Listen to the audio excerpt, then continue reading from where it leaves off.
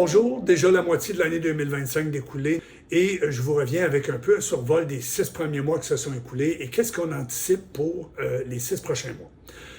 Ben, premièrement, l'année a commencé avec l'élection de Trump et le mot tarif qui était omniprésent, de sorte que début de l'année et début avril notamment, les tarifs ont été mis en place à peu près dans tous les pays, là, ce qui a créé une dégringolade des marchés boursiers de l'ordre de 10 à 15 % un peu partout. D'ailleurs, je faisais une capsule à ce moment-là pour dire qu'il ne fallait pas céder à la panique dans une période comme celle-là et rester investi. Alors, ceux qui n'ont pas bougé, les investisseurs qui ont gardé le cap au niveau de leur portefeuille, ben, ont été récompensés. Depuis le début de l'année, les marchés boursiers sont positifs. La bourse américaine un peu plus faible, de l'ordre de 3 à 4 % de rendement depuis le début de l'année. La bourse canadienne aux alentours de 8 % de rendement. Les pays émergents autour de 10, Europe, Asie. Alors, on le voit là quand même, malgré tout, les rendements sont intéressants au niveau des marchés boursiers depuis le début de l'année.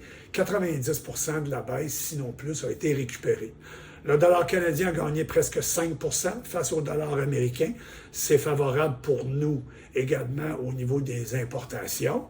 Et tout récemment, la guerre avec Iran, Israël et tout ça. Alors malgré toutes ces choses-là, malgré tout, on s'en tire bien au niveau d'un portefeuille diversifié. Beaucoup de discussions actuellement, mais ce qui est intéressant présentement, peu importe ce que dit Donald Trump, les marchés réagissent à peu près plus à ce qu'il raconte. Il change d'idée comme il change de chemise selon ses humeurs de tweet du matin ou du soir. Alors, les marchés ne réagissent pas tellement à ce qui se passe présentement par rapport à ce que dit Donald Trump. On peut s'attendre à quoi dans la deuxième demi de 2025? Bien, on n'a pas eu encore de baisse de taux d'intérêt aux États-Unis. La Fed a résisté à le faire parce que l'effet des tarifs américains un peu partout, ça a eu un impact plus négatif dans les marchés américains que Canada et ailleurs. Mais on s'attend probablement peut-être à une ou deux baisses de taux aux États-Unis dans la deuxième moitié de l'année, ce qui aura un effet probablement positif dans les marchés boursiers. Au moment où on se parle, il y a des rumeurs très, très fortes que la Chine et les États-Unis sont en train de régler leurs différends au niveau des tarifs, ce qui également pourrait avoir un impact positif au niveau des actions. Et on pense vraiment qu'il n'y aura pas de récession. Les risques sont relativement faibles d'avoir une récession. On parle plus d'un atterrissage en douceur, donc c'est-à-dire que oui, il y a un ralentissement économique, mais pas trop d'inflation et taux d'intérêt qui vont demeurer, qui vont être probablement des pressions stables ou à la baisse. Donc, ça devrait avoir un effet relativement positif. Par contre, honnêtement, comme investisseur, n'ayez pas des trop grosses attentes d'ici la fin de l'année. On ne devrait pas avoir des performances exceptionnelles au niveau des portefeuilles.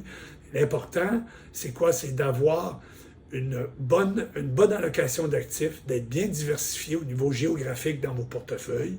Vérifiez votre pondération Canada, États-Unis, Europe, marché émergent, d'avoir de la discipline. Puis vous savez, dans les périodes de turbulence comme on vit présentement, il y a des opportunités exceptionnelles à saisir pour les gestionnaires de portefeuille, les gestionnaires de caisse de retraite. Donc, c'est de rester là et de garder le cap. Et vous n'avez qu'à regarder les rendements de vos portefeuilles 3 ans, 5 ans et 10 ans en arrière. Et il y en a eu des événements qui se sont produits là, dans votre vie d'investisseur depuis les 10 dernières années. Et si vous êtes demeuré pleinement investi pendant ces périodes-là, sur le long terme, vos rendements sont demeurés, somme toute, relativement intéressants. Et c'est ce qu'on devrait voir dans les prochaines années en avant contre vents et marées. Alors, j'en profite pour vous souhaiter un bel été et une belle fin d'année 2025.